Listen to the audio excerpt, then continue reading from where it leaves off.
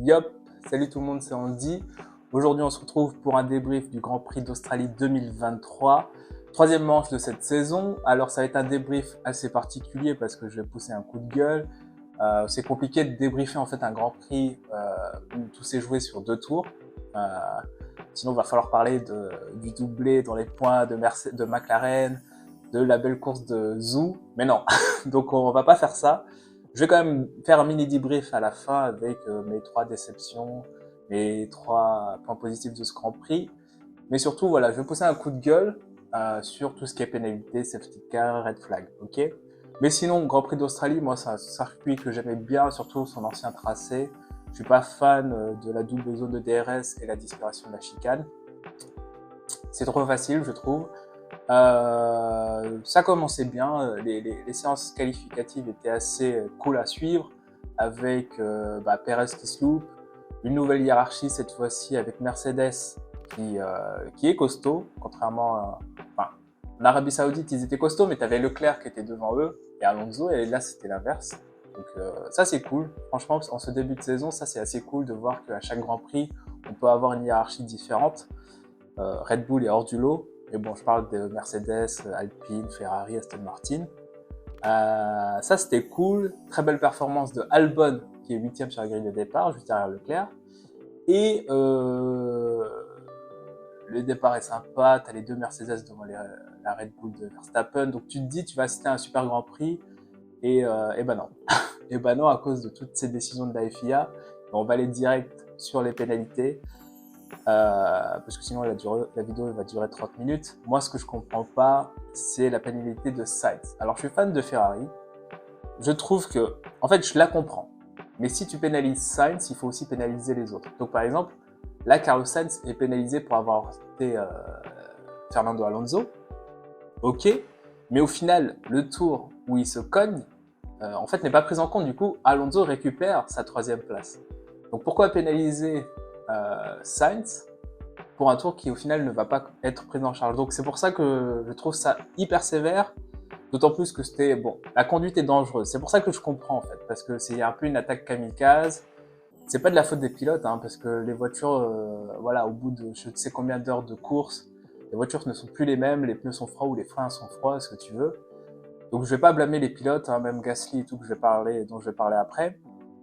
Mais ouais, voilà, l'incident il touche que Alonso et Sainz, même si ça crée un cafouillage. Et au final, de voir Sainz pénalisé comme ça, je trouve ça hyper sévère. Et puis en plus, quand tu vois sa réaction, on voit ça sur les réseaux sociaux, quand il réagit, quand il apprend en direct, c'est assez triste, j'ai envie de dire. Mais bon, donc voilà, on pénalise Sainz, mais au final, on pénalise pas Pierre Gasly qui, moi, ce qu'il fait me rappelle grandement ce que fait Sébastien Vettel contre Hamilton au Grand Prix de Canada 2019. À l'époque, c'est exactement la même manœuvre, hein. C'est je vais dans l'herbe, je reviens sur la piste, et à l'époque, Vettel avait écopé de 5 secondes de pénalité. Donc là, moi, je comprends pas pourquoi Gasly s'en retire, enfin, se tire de cette situation avec rien du tout. Normalement, à mon sens, il devrait être pénalisé pour le prochain Grand Prix. Voilà. Parce que c'est exactement le même cas de figure. Il part, il revient. Il y a d'autres pilotes derrière. Je crois que tu as un pilote Williams qui rentre dans Nick De Vries. Enfin, c'était chaotique. Donc, pourquoi pénaliser que Sainz alors que tout le monde a fait un peu n'importe quoi. T'as Perez aussi qui est parti dans l'herbe, non? Donc, ouais. Ça, je comprends pas. Et ce qui me saoule, c'est que chaque week-end, c'est comme ça. Ce week-end, t'as Sainz qui est pénalisé. Le week-end d'avant, c'était Alonso. Et puis en plus, on comprend rien. Même les commentateurs essayent de nous expliquer pourquoi il est pénalisé, pourquoi ci, pourquoi ça, mais on comprend rien. Les décisions sont prises 3 heures après la course, donc ouais, ça me saoule. Ça me saoule. Ensuite, ce qui me saoule aussi, c'est tout ce qui est safety car, red flag, virtual safety car. Euh, Ce qui me saoule, alors, c'est bien la sécurité et tout. Tout le monde dit que le dernier red flag est un peu abusé. Moi, je peux pas juger parce que je suis pas pilote, hein, je suis pas sur le tracé. Moi, je trouve que c'est important que ce soit les pilotes qui s'expriment. Et quand tu vois les interviews post-race, pardon, après course, voilà, c'est mieux. Verstappen lui dit que c'était pas nécessaire ce red flag. Mais moi, ce qui me saoule en fait, avec tous ces safety cars et tout, c'est que, en fait, la plupart du temps, ces safety cars sont déclenchés par des pilotes dont on n'en a rien à branler. Par exemple, là, c'est Kevin Magnussen qui est 12e. il est tout seul et il se viande tout seul. Et du coup, ça va impacter des pilotes qui ont fait un Grand Prix exceptionnel. Par exemple, Gasly, par exemple, Carlos Sainz. Ils ont fait leur course, ils ont été propres, ils n'ont pas fait d'erreur. Et au final, ça impacte le résultat final. Et c'est ça qui m'embête, parce que pour moi, l'essence de la course automobile, c'est que les meilleurs soient récompensés. Alors, tu as le coût aujourd'hui de la voiture. Le meilleur gagne avec la meilleure voiture. Mais voilà, c'est ça qui m'embête. Je sais pas si vous avez compris cette logique. On a eu un titre de champion du monde qui s'est joué comme ça, avec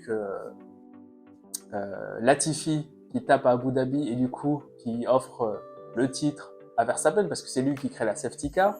Et c'est toujours des pilotes qui sont 17e, 15e et tout. Et ça me saoule. Ça me saoule. Et surtout que ça tue des stratégies. Par exemple, Ocon dit que voilà, avant le premier red flag, il avait tenté une stratégie décalée qui a été avortée du coup à cause du premier red flag. Et c'est ça aussi qui m'énerve parce que l'essence de la course, c'est cette stratégie. En plus, aujourd'hui, on n'a plus trop de stratégie vu que tout le monde a à peu près la même stratégie. C'est juste le tour dans lequel il rentre qui va changer. Donc ouais, tout ça me saoule. Je sais pas comment conclure, mais oui, ça me saoule. Et en plus, prochain Grand Prix d'Azerbaïdjan, ça va être pareil. Hein. On va avoir un safety car, un virtual safety car, et même un red flag. T'as bien le pilote Williams, Nick De Vries ou Zhou qui vont taper dans le mur. Ça va créer un safety car, c'est sûr. Franchement, c'est sûr. Et encore, s'il pleut, ça va être pire. Donc ouais, voilà pour le coup de gueule. Ensuite, désolé, hein, c'est peut-être un peu relou à écouter, mais bon, je voulais le faire.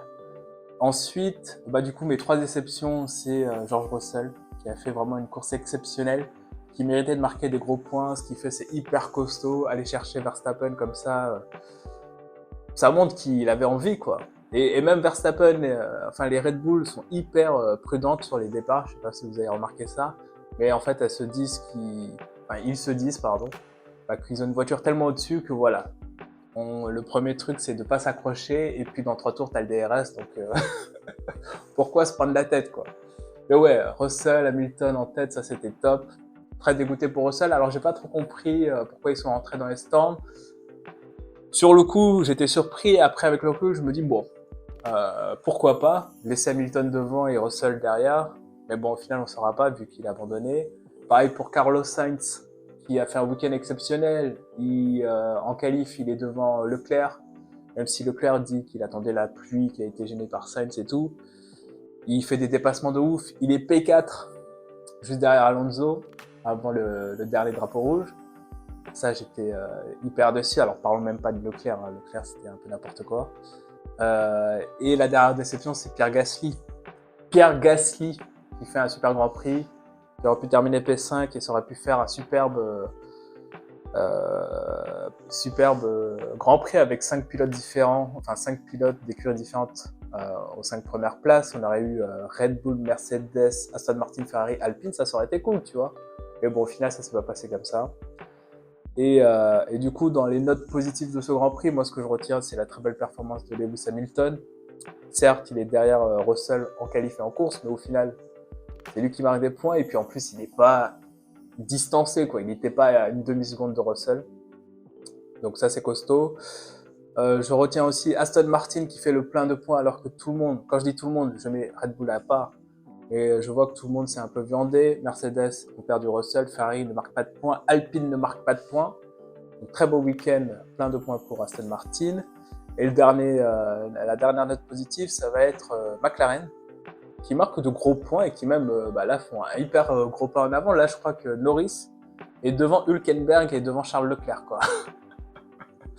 Et McLaren est devant Alpine. Je crois que McLaren est juste derrière Ferrari, du coup, là, classement constructeur.